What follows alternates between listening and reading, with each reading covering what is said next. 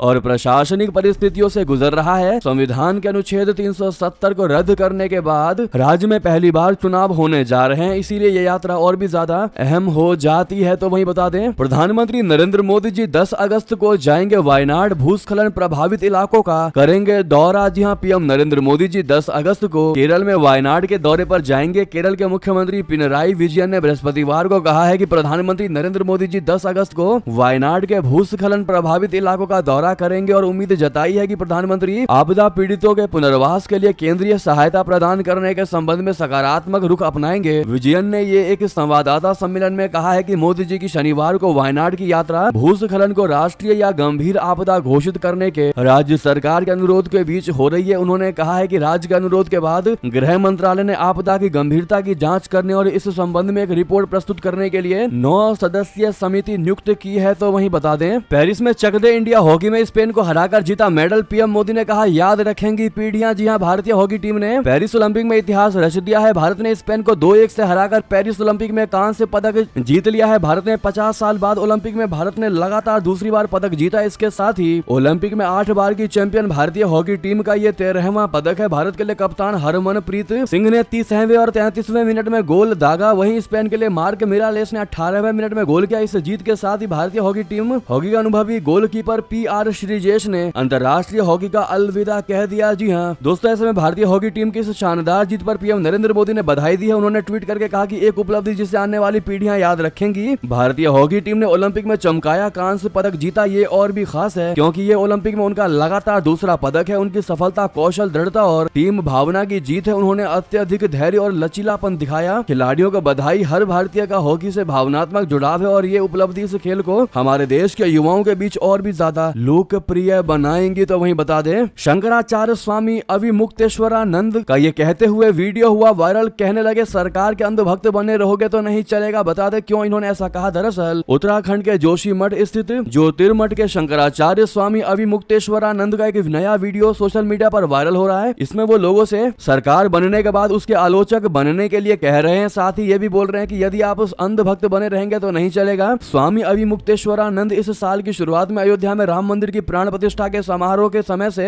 ही लगातार सुर्खियों में है। पिछले दिनों उनके महाराष्ट्र संबंधित दिए बयान पर भी काफी विवाद हुआ था। इस पर आपका क्या टेक होगा दोस्तों, जरूर जवाब दीजिएगा। तो वहीं बता दें, संयुक्त संसदीय समिति को भेजा जाएगा वक्फ बिल। आखिर अब जेपीसी में विधेयक का क्या होगा, आपको बता दें, मोदी सरकार ने बुधवार को वक्फ बोर्ड एक्ट में बदलाव के लिए संशोधन विधेयक लोकसभा में पेश किया। इस बिल को लेकर संसद में हंगामा देखने को मिला। इस दौरान जहां विपक्ष ने जमकर हंगामा किया तो वहीं सत्ता पक्ष की तरफ से अल्पसंख्यक मामलों के मंत्री किरेन रिजिजू ने विस्तार से बताया है कि क्यों इस विधेयक को लाने की आवश्यकता पड़ी। रिजिजू ने कहा है कि इस बिल का समर्थन कीजिए, करोड़ों लोगों की दुआ आपको मिलेगी। चंद लोगों ने पूरे वक्फ बोर्ड को कब्जा करके रखा है और आम मुस्लिम लोगों को जो न्याय इंसाफ नहीं मिला उसे सही करने के लिए यह बिल लाया गया है। ये इतिहास में दर्ज होगा कि इस बिल को किसने समर्थन किया और किसने विरोध किया। उन्होंने कहा कि हम प्रस्ताव करते हैं कि इस बिल को ज्वाइंट पार्लियामेंट्री कमेटी को भेज दिया जाए। इस पर स्पीकर ने कहा कि हाँ, जल्द ही कमेटी बनाऊंगा। तो वहीं असदुद्दीन ओवैसी ने इस पर डिवीजन की मांग की। स्पीकर ने कहा कि इस पर डिवीजन कैसे बनता है। ओवैसी ने कहा कि हम तो शुरू से ही डिवीजन की मांग कर रहे हैं। किरेन रिजिजू ने कहा कि हम भागने वाले नहीं है। उन्होंने विधेयक पेश करते हुए कहा कि इस बिल को यहाँ से पास कर दीजिए, इसके बाद इसमें जो भी स्क्रूटनी करनी होगी हम तैयार हैं। ये बिल बनाकर आप जेपीसी को भेज दीजिए, हर दल के सदस्य उस कमेटी में हो, जो भी स्क्रूटनी करना चाहे हम तैयार हैं। जी हाँ, ऐसे में दोस्तों आपके हिसाब से क्या इस वक्फ